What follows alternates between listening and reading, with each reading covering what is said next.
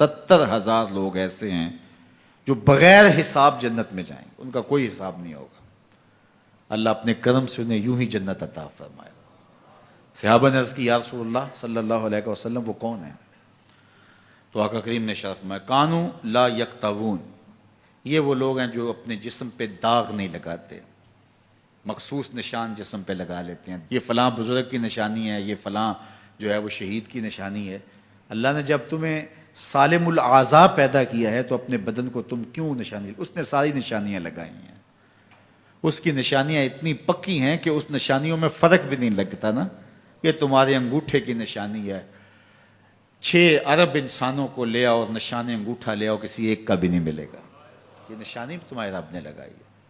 جیسی صورت تمہاری ہے ایسی صورت کسی اور کی نہیں بنائی، تمہیں منفرد بنایا اس میں۔ پوری کائنات میں سارے لوگ تمہارے جیسے ہیں لیکن تم پھر بھی الگ دکھائی دیتے ہو۔ سب کی 2 آنکھیں، سب کا ناک، سب کے ہونٹ، سب کا رنگ ملتا جلتا، لیکن سب کی شکلیں الگ ہیں۔ یہ زید ہے، یہ بکر ہے، یہ عمر ہے، یہ آس ہے، یہ فلاں ہے۔ دوسرے وہ ولا یسترقون، اور وہ رقیہ نہیں کرتے، یہ چھو منتر جادو ٹونا ہر وقت عاملوں کے پاس بھاگے پھرتے ہیں، اور وہ انہیں جو ہے وہ غلط سلط ٹوٹ کے ٹونے بتاتے ہیں اور وہ کرتے رہتے ہیں۔ عجیب لوگوں کے نفسیات ہوتے ہیں، صبح سے لے کر شام تک اسی چکر میں رہتے ہیں اور پھر ساری زندگی ان توہمات سے نکل ہی نہیں پاتے۔ اللہ نے تمہیں پیسے دیے ہیں، نئی گاڑی تم نے خریدی ہے، چھوٹے بچے کا جوتا کیوں باندھ دیا آگے تم نے؟ جوتا باندھنے سے اگر یہ ایکسیڈنٹ سے، حادثے سے گاڑی بچ سکتی ہوتی ہے تو پھر پاکستان کے جتنے PIA کے جہاز ہیں سب پر باندھ دینا چاہیے، سب پہ جوتے لٹکے ہوئے ہوں۔ عجیب تم نے فلسفہ تراشا، کسی نے جو ہے وہ کالی رنگ کی پٹی باندھ دی نیچے، اس سے اس کو نظر نہیں لگے گی۔ گھوڑے کے پاؤں کے نیچے جو کھری لگی ہوئی ہوتی ہے، کچھ لوگوں نے اپنے گھروں میں وہ باندھی ہوئی ہوتی ہیں کہ اس سے ہمارے گھر کے اندر کوئی مصیبت نہیں آئے گی، کوئی تکلیف نہیں آئے گی۔ کسی نے ہنڈیا اپنے گھر کے اوپر الٹی رکھی ہوئی ہوتی ہے، یہ ہنڈیا بچا لے گی، اور میاں ہنڈیا کیا بچائے گی تجھے؟ اللہ کے قہر سے کچھ نہیں بچا سکتا۔ جب تمہارے اوپر کوئی مصیبت نازل ہونی ہے تو کچھ نہیں بچا سکتا۔ اگر بچنا چاہتے ہو تو پھر اللہ سے استغفار کرو، اللہ تعالیٰ کی تسبیح کرو، اللہ کی تحلیل کرو، میرے حضور پہ درود پڑھو، پھر دیکھنا کہ مصیبتیں ٹلتی ہیں یا نہیں ٹلتی ہیں۔ تو یہ خام خواہ کے رقیے اور یہ عامل لوگ جو ہیں ان کا تو کام یہی ہے، ان کا کام چلتا ہے لوگ ذوف الاعتقادی میں مبتلا رہیں، اور یہ کہہ دیتے ہیں کہ آپ کے خاندان میں ایک منحوس عورت ہے، یہ اس کا کیا ہوا ہے، تو کوئی نہ کوئی منحوس تو پہلے ہی انہوں نے طے کر رکھی ہوتی ہے، فوراً ذہن وہاں جا کلک ہو جاتا ہے۔